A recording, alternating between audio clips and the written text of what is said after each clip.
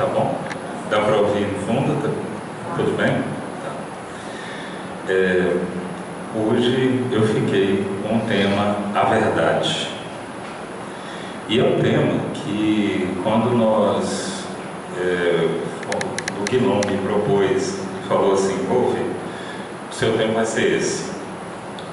Vocês estão estudando um livro, né, de Hahnemann, né, que é Renovando Atitudes, no capítulo 8, está falando sobre esse tema, que é a verdade. E aí eu pergunto a vocês: o que é a verdade? Pode levantar a mão, é uma pergunta. O que é a verdade? Sinceridade. Sinceridade. Mais alguém? Alguém quer falar a verdade aqui? A verdade. Oi? A verdade é a mentira. A verdade É a mentira. é a mentira? Interessante. Depois eu falo que a verdade é a mentira. Tá certo. Bom, o que é a verdade? Eu peguei isso aqui, eu não coloquei a referência, mas é dos dicionários, tá? É uma propriedade de estar conforme com os fatos ou a realidade. Ou seja, aquilo que é comprovadamente, aquilo que é comprovado é uma verdade, tá? Coisa, fato ou evento real, aquilo que é real. E aí, real, para muitos pode ser o que é palpável, né? E para nós espíritas, como é que vai ser? E para nós que acreditamos também na vida que não é apenas essa material, e ela não é palpável, onde eu vou lá e toco a madeira, eu sei que está aqui a madeira. E como é que faz então? Vou só fazer as perguntas para depois a gente ir juntos e ir construindo, tá? Estabelecemos verdade através de um sistema de valores. Esse sistema de valores passa necessariamente pelo conjunto ético e moral de uma sociedade. Por sua vez, esse conjunto ético e moral de uma civilização, de uma família ou de um indivíduo se constitui na verdade que eles encontraram. Para a gente perceber então que quando alguém falar para você: eu estou dizendo a verdade, qual a verdade que ele está falando? A verdade da família, a verdade da sociedade, a verdade do grupo no qual ele participa, ou a verdade do nosso país, do nosso estado, do nosso município? Qual é essa verdade aí? Então a verdade, ela tem várias vertentes, mas nem todas elas são verdade. A verdade, ela também, entrando na área da filosofia, a verdade no relativismo moral e no dogmatismo. Segundo o relativismo moral, faz com que a verdade seja algo vinculado à moral daquele grupo. E isso quer dizer o quê? Quando eu entro em um grupo social, por exemplo, aqui tem torcedor do Vila e do Goiás e do Atlético, aí a verdade vai ser: olha, o meu time é o melhor. Qual time? Qual time que eu torço? Então ele vai ser o melhor. Ou então, eu entro em qualquer outro grupo social e eu vou dizer: a verdade está lá naquele grupo social. E aí? Então, nós baseamos a nossa verdade dentro de um grupo, que é importante. Isso é o que diz o relativismo moral. Relativismo moral quer dizer o quê? Que depende. Muitas vezes pode ser verdade aquilo ali, mas se você sair do seu grupo, por exemplo, você vai largar de ser Goiás e vai para o Vila Nova, é meio difícil, né? Mas se isso acontecer, o que vai ter? Você vai olhar e dizer por outro prisma: uai, é mesmo, o time do Vila é melhor do que o time do Goiás. Será? Então, vai depender muito de onde eu estou. E aí, dependendo de onde eu estou, a verdade estará comigo. Isso é um ponto importante da gente frisar. Outra coisa também, no dogmatismo é a verdade em caráter absoluto. Isso é o dogmatismo. Ele apresenta uma série de princípios e valores que são indiscutíveis. Podemos destacar, por exemplo, as religiões. E eu quero colocar aqui um adendo nessa parte do dogmatismo. O que Kardec falou? Aí é bom, né? Porque ele disse: tudo que eu coloquei aqui no meu Pentateuco, se você olhar e dizer assim, não, isso aqui não está na verdade, você pode mudar tudo que está. Kardec abriu a possibilidade do espiritismo, entendeu? Como religião, como princípio religioso, de aquilo ali também não ser verdade. Por quê? Porque Kardec já conhecia cada um de nós. Ele é o estudioso da mente e da alma humana. Então ele sabia muito bem que nós vamos olhar para o espiritismo ou para as questões do espírito com esse dogmatismo ou com aquele relativismo moral. E aí a gente pode se perder dentro desse processo. Por quê? Aí eu vou ter que comprovar a verdade o tempo todo. Eu tenho que então discordar de Kardec. Aí eu vou ter que ser bom para isso. Não pode ser de qualquer jeito. Porque ser de qualquer jeito não serve. Eu tenho que discordar de Kardec. E além de discordar dele, eu ainda tenho que apresentar alguma outra coisa ali. Mas já tem tanta coisa já apresentada, não é? E o que Kardec fez? Ele codificou. Esse que é o ponto. Então, ou seja, tudo que está colocado ali no Pentateuco, tudo que foi colocado ali, não tem como a gente dizer muitas vezes que é mentira. Por quê? Porque ali não foi apenas ele que de próprio punho escreveu. Muitas coisas ele colocou sim, mas para que a gente pudesse compreender melhor as coisas. Mas ele não disse que aquilo ali era a verdade pura e simples. Então é importante nós colocarmos isso. Mas aí tem uma parte aqui de um aluno que perguntava para o professor: mas professor, você está falando que existe verdade absoluta, e não existe uma verdade absoluta. Aí o professor responde: então você acabou de criar uma verdade absoluta. Aqui não existe uma verdade absoluta. Viu só como é um assunto complexo? Quando a gente fala disso, das questões da verdade, nós vamos esbarrar sempre no outro, na intelectualidade do outro, na moral do outro, na visão do outro, no que o outro percebe, no que o outro sente. E vamos esbarrar principalmente, sabe em quem? Conosco. Porque, ora, nós acreditamos naquilo, e tem momento que não. Aí entra o nosso relativismo moral. E aí a gente precisa de algo que seja consistente, que nos dê essa opção do dogmatismo. E quando nós seguimos o dogmatismo, a gente está seguindo às vezes uma verdade que nós não vamos ter como mudá-la de forma nenhuma, de nenhum jeito. Como é que nós vamos ficar então? É lógico que tem algumas verdades que para nós são imutáveis.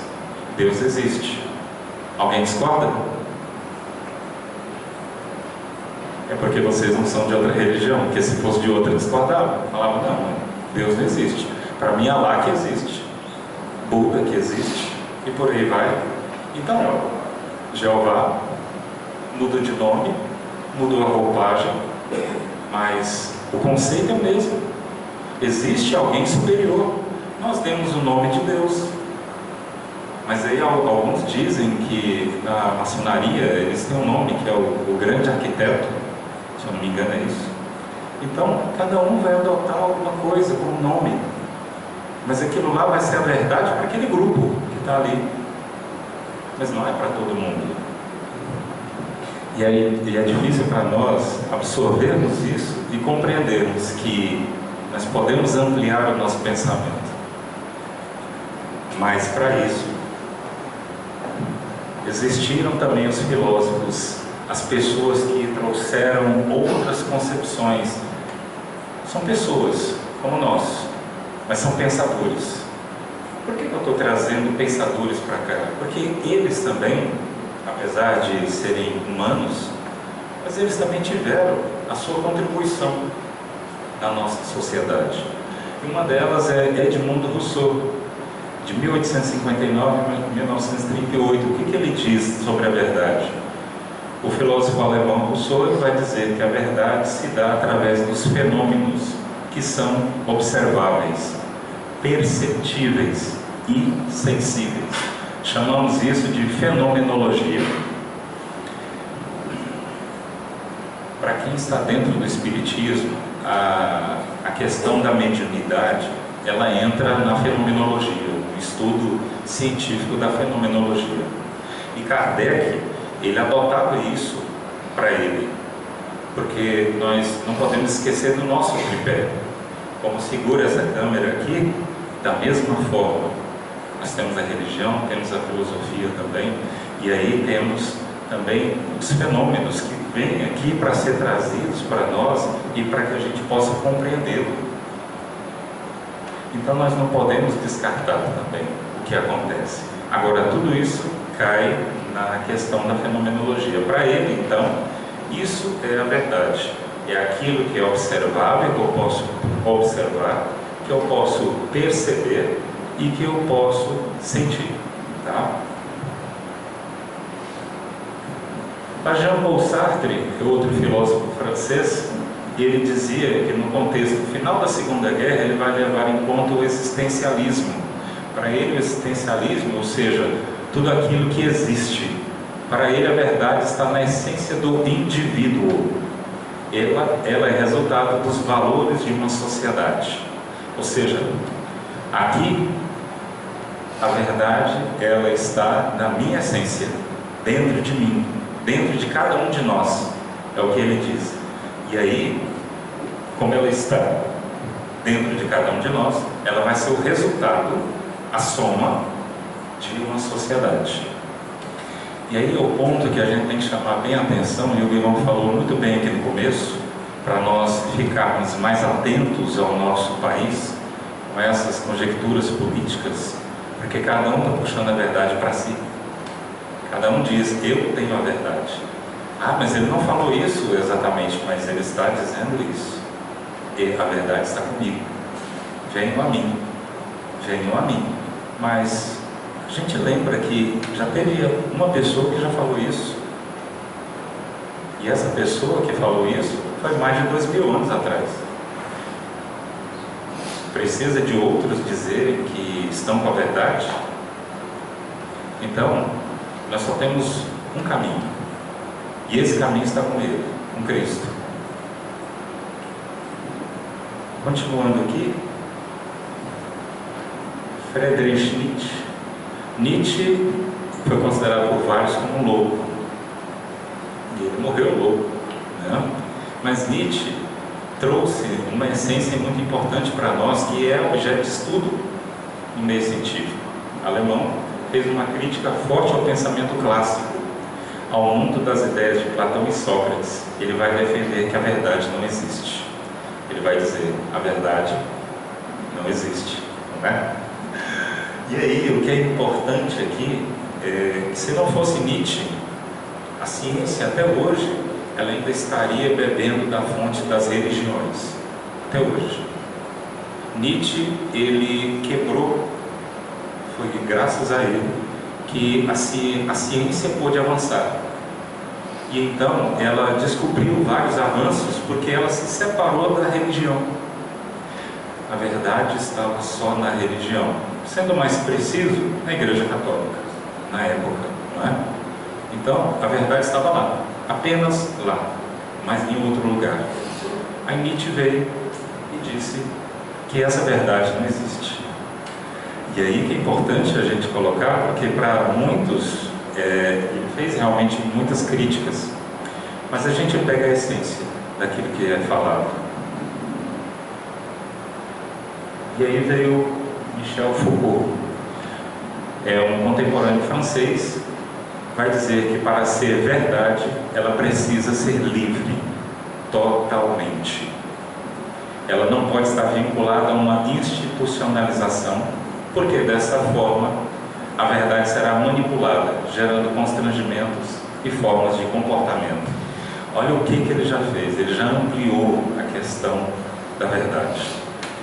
E aí que é o ponto que a gente tem que compreender essa verdade que Foucault falou há algum tempo atrás, pouco tempo atrás, né, na verdade. Quando nós estamos em sociedade, nós não podemos apenas viver sobre um foco e dizer, a verdade está aqui. Depende muito do ponto de vista de cada um. Eu não posso afirmar com certeza que eu estou com a verdade. Não posso. 100% não. 100% não. Não tem como eu fazer isso. E aí Foucault traz essa forma de pensamento para que nós possamos raciocinar sobre isso. E é isso que Kardec sempre falou. Vamos raciocinar. Vamos pensar. Por quê? Pensamento, ele muda. Ele muda sim. Se eu vou pensar o tempo todo que eu sou uma pessoa doente, quem que eu vou ser? Doente. Não tem outro jeito. Agora, se eu pensar que eu sou uma pessoa saudável, o que eu vou ser? Saudável. É isso que acontece. Então, Kardec, eu vejo hoje vários livros de autoajuda, e até uma vez eu estava até conversando com a Heloísa, falando assim, Heloísa, parece que esse cara aqui foi lá em Kardec para falar sobre isso, ó. E é verdade, porque como a gente, quem já lê Kardec, já entende que está tudo ali. Ele não precisava ir em livros de autoajuda não, mas o cara pega e floreia, faz uma coisa bonita, novas edições, né? Mas isso já estava escrito ali. E melhor ainda, já estava escrito também antes de Kardec. Que é bom. Pilatos então lhes disse, sois pois rei? Jesus lhe replicou, vós o dissestes, eu sou rei. Você vê que Jesus aqui não titubeou. Eu sou rei. Eu não nasci nem vim a este mundo senão para testemunhar a verdade. Qualquer que pertença à verdade, escuta minha voz. É importante a gente colocar também, nossos amigos e irmãos evangélicos, eles têm uma cultura dentro deles que é de dar o testemunho. Vocês já devem ter visto, né? Então eles vêm à frente lá e falam o que aconteceu com eles. Olha, eu testemunho que agora eu melhorei de vida e tal. É isso aqui. Testemunhar a verdade é eu olhar para mim e compreender o quanto eu mudei, o quanto que as coisas melhoraram ou não, porque vai depender também do meu ponto de vista, porque pode ser que aquilo que eu achei que ia ser ótimo para mim, que seria muito bom para mim, mas o caminho desviou e às vezes foi bem melhor eu não ter conseguido aquilo que eu queria.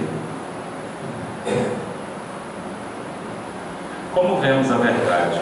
As ilusões impedem que tenhamos os olhos de ver. Nós vivemos no mundo da ilusão. Todo mundo sabe disso. Essa é a verdade? Essa é a verdade? Vivemos no mundo da ilusão? Se a gente pegar o filme lá da Matrix, vocês já viram esse filme? Já ouviram falar, né?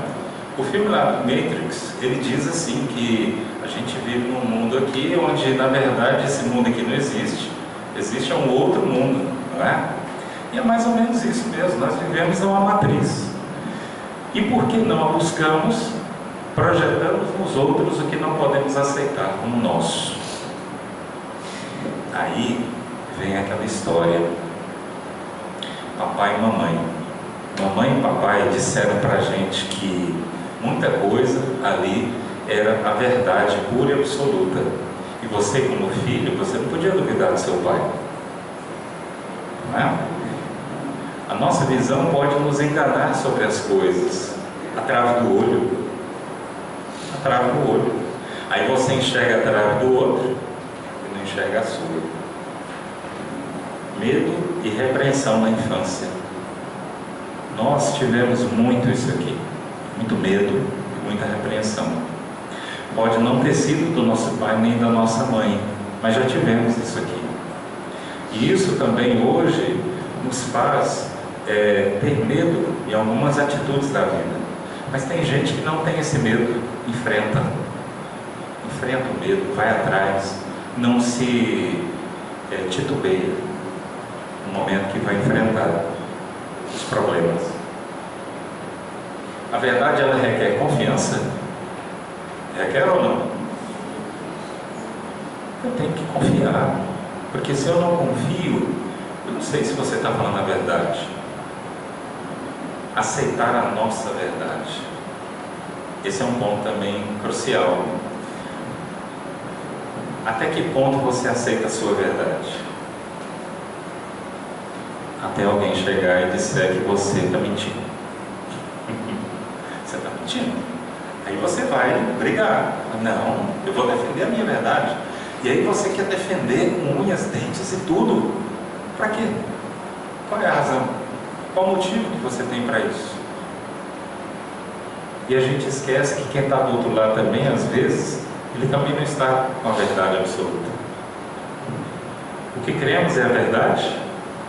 Então nós temos aqui alguns exemplos. A Terra redonda. Essa crença da Terra ser redonda, ela não é muito nova, não. Por quê? O que aconteceu? Há um tempo atrás, até hoje, tem gente que acredita que a Terra ela é quadrada. É sério. Procure na internet para você ver. Quem acredita em terra que não é redonda, uma coisa assim, você pesquisa no Google para você ver. Terra plana, né? A plana. Até hoje tem gente que acredita que a Terra é plana. E aí, o arco-íris. Tem gente que pensa que olha para o arco-íris e diz assim: ah, tem um pote de ouro lá. Aí a pessoa vai lá, cadê esse pote de ouro? Não tem nada lá, é só, né? São só as gotículas da chuva com o sol batendo ali, que forma arco-íris.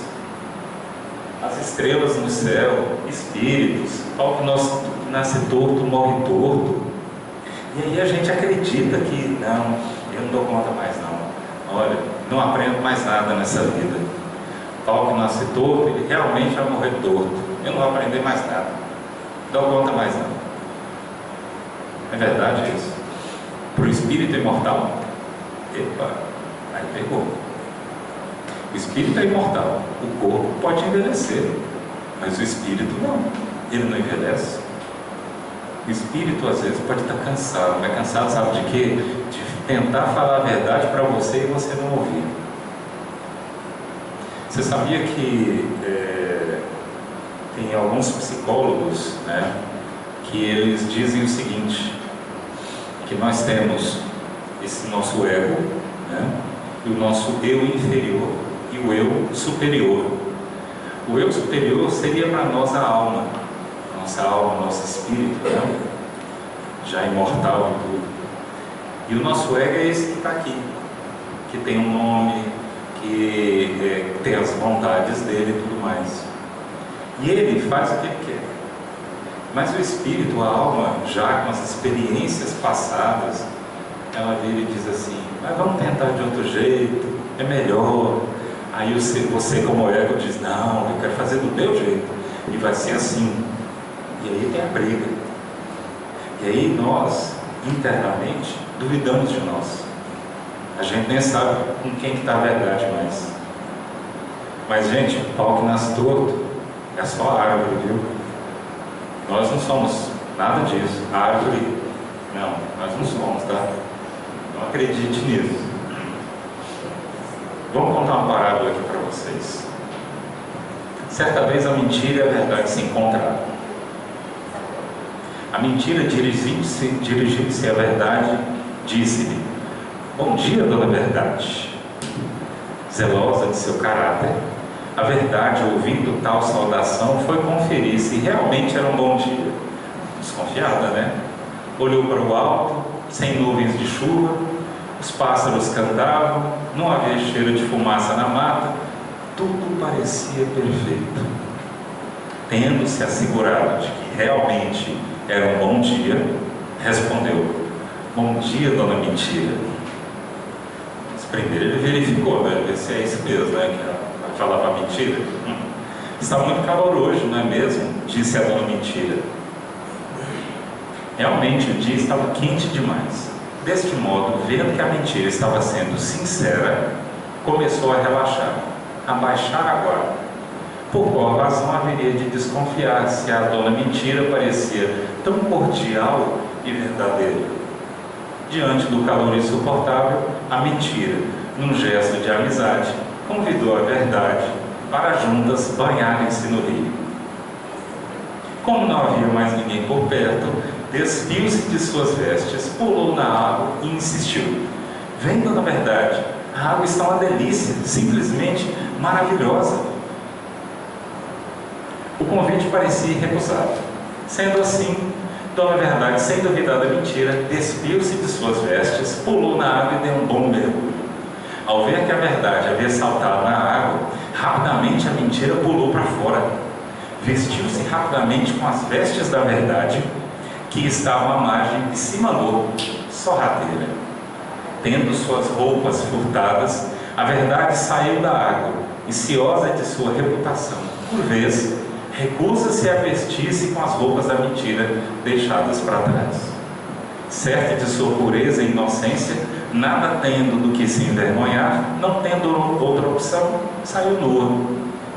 Desde então, aos olhos das pessoas, ficou mais fácil aceitar a mentira vestida com vestes da verdade do que aceitar a verdade nua e crua. Nós fazemos isso. É muito difícil a gente encarar a verdade nua e crua. Quando alguém diz para você: você é hipócrita. O que é isso? Quem quer aceitar isso? Jesus, há mais de 2000 anos, nos chamou de hipócritas. Todos nós. Aquela fala reverbera até hoje. Ela reverbera e nos chama a atenção, porque a hipocrisia é algo muito importante, não é? Para nós ainda. A gente ainda tem que vestir como mentirosos, vestir as roupas da verdade, muitas vezes, e sair por aí, dizendo que eu sei a verdade. Então, muitas vezes nós nos pegamos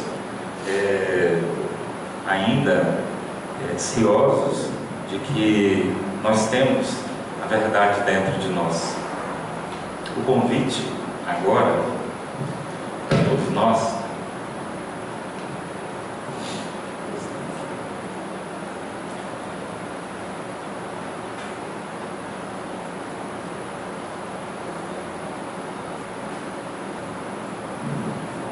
agora para todos nós é sentarmos bem ali, ó. Você vai sentar bem aqui, você vai sentar ali, tá? Você vai sentar mais ali um pouquinho, tá? Quem quiser precisar de ouvir melhor, senta mais perto dele, tá? E aí nós vamos sentar. Eu também vou sentar lá, tá? Porque eu também não sou dono de nada aqui não. Eu vou sentar ali, bem, acho que eu vou sentar aqui, para ouvir melhor, porque a gente ouviu ele, nós já ouvimos ele, mas quem é que está cumprindo o que ele fala? Quem é que está fazendo o que ele fez? E ele disse: vós podeis fazer muito mais do que eu faço, e melhor. E nós fazemos na nossa família, no nosso dia a dia, conosco mesmo, falamos a verdade para nós? Mais ou menos, né? Assim, não vou encarar tanto, né? Para quê, né? Então, quero deixar como recado e como mensagem que nós podemos ficar ali junto aos pés do Mestre e agradecer a Ele por essa oportunidade de estarmos aqui. Mas a melhor mensagem é também que você entenda que, apesar de tudo, apesar das coisas que aconteceram na sua vida, Hoje você está na sua melhor versão. Cada encarnação nossa, essa é a melhor. Melhor do que todas as que já passaram. Essa agora é a melhor. Porque essa você está burilando ainda algumas coisas, você está trabalhando algumas coisas que precisa, e agora é só o momento de tirar essa veste da mentira. E aí, a cada vez que você tirar essa veste, que não seja tão orgulhoso quanto a verdade, mas que se mostre também nu e cru, como a verdade ela se apresenta. Obrigado, gente.